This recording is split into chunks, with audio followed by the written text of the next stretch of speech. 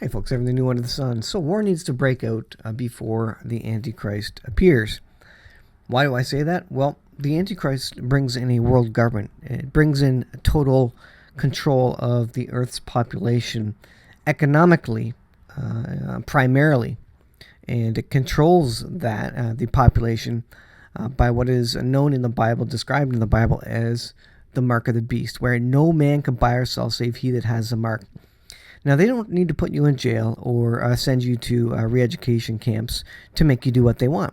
All they need to do is take away your livelihood, take away your cell phone, your internet, take away your ability to move around, travel maybe across borders. Kind of sounds familiar, doesn't it?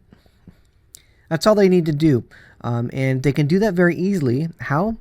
By excluding you from the economic system. And that's exactly what the mark of the beast does. It controls the world's population by way of the economy, forces everybody to fall in line and to agree to the world dictator and the world government, because everyone will be forced into this new monetary system. You won't be able to get away with it, and people won't know any difference, and most people will accept it willingly, saying, this is what it takes to be in the new world, the new normal.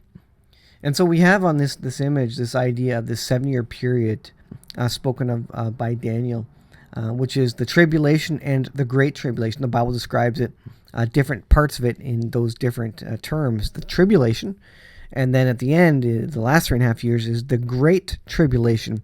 So go read Revelation, and when you see tribulation there, recognize whether it's tribulation or great tribulation.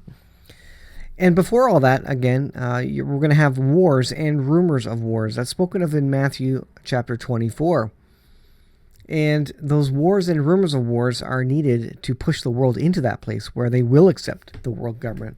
And so the world will go through an economic collapse. We will go through social collapse, civil unrest, Antichrist, and then ultimately a peace deal with the 7-year timeline.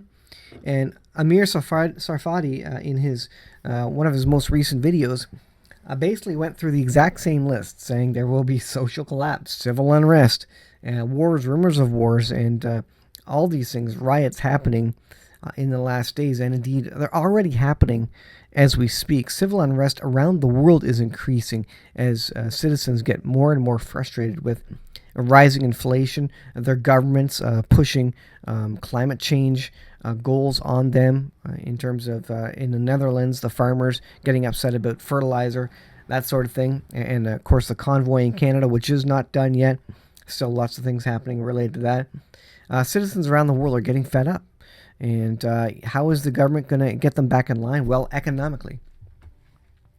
So one of those things, again, that I was speaking of is war, and war has to be coming, and there's going to be a great war that has to come to the point where it brings the world to its knees.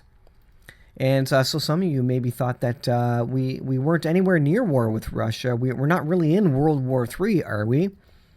Well, you'd be surprised. Let's look at a couple of articles. Zero Hedge: European nat gas prices soar as Moscow tightens supplies on Nordstream. So again, just the last couple of days, again because of some oil leak, a maintenance they're saying, or they said, Gazprom decided late Friday not to restart Nord Stream pipeline after 3 days of maintenance due to an oil leak detected at a turbine that helps pump the gas. So it's shut off now. The Nord Stream is shut off at this point.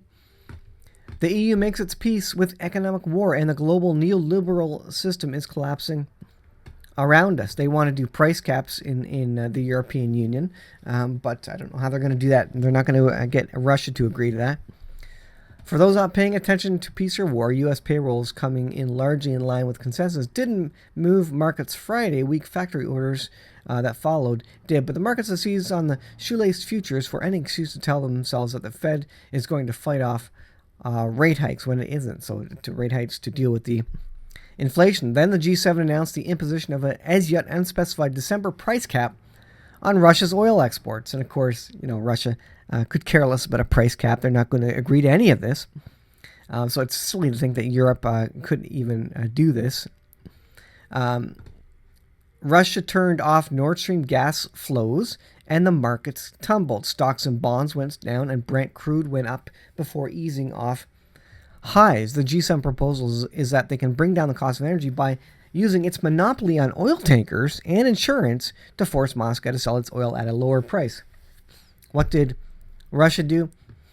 They're just shutting off their oil and gas. They're calling Europe's bluff and shutting it off. And if you thought these were due to oil leaks, maintenance, etc., do you know what? Here's the latest news. The news has come out that indeed Russia is using these as a tactic, a weapon against the rest of the world, specifically the European Union, and they're turning it off on purpose. It's not about maintenance. It's not about oil leaks. Russia admits weaponization of gas, halts Nord Stream 1 shipments until sanctions lifted.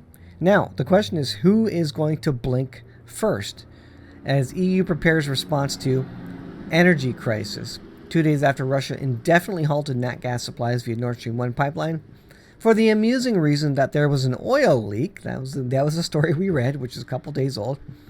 On Monday, Russia finally admitted what everybody has known since February, namely it has weaponized commodities in response to the West's weaponization of currencies. When the Kremlin said that Russia's gas supplies to Europe via Nord Stream 1 pipeline will not resume in full until the collective West, quote, includes the United States, lifts sanctions against Moscow over its invasion of Ukraine. Russia has effectively called the West's bluff and said, you know what, here we go. We're not going to beat around the bush anymore. We're going to shut this off, and you guys got to get rid of sanctions. And is the U.S., is the European Union going to remove these sanctions? No, they're certainly not. Not after 6 months, a year. I guess it hasn't been a year quite, but 9 months maybe of U.S. saying, you know what, this is the fight that the world must do for democracy, rah, rah, and against communism, rah, rah, and they continue to support Ukraine. They're not going to back down from that. Certainly Biden is not going to back down, or whomever his handlers are that are giving him speeches.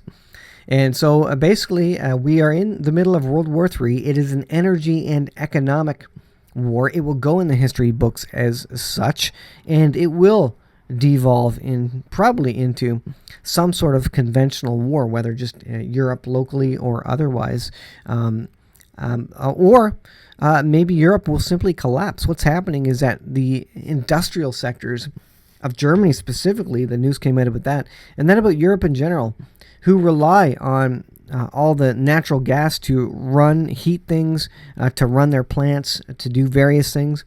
All those industrial sector companies are shutting down because there's no natural gas to do what they need to. And especially with the Gazprom completely shutting it off, this is going to be a cold, dark winter, just like Biden predicted. Remember, Biden predicted a cold, dark winter? I think that was about the COVID, but certainly it's coming true now about the world and nat gas, especially in Europe.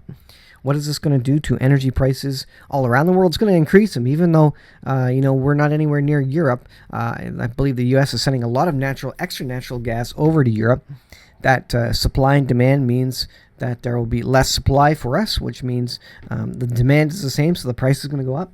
And as we get close to the winter, demand will go up on that as well. So watch for energy prices to skyrocket. Already heating oil, where I am, is already heading up sharply, significantly.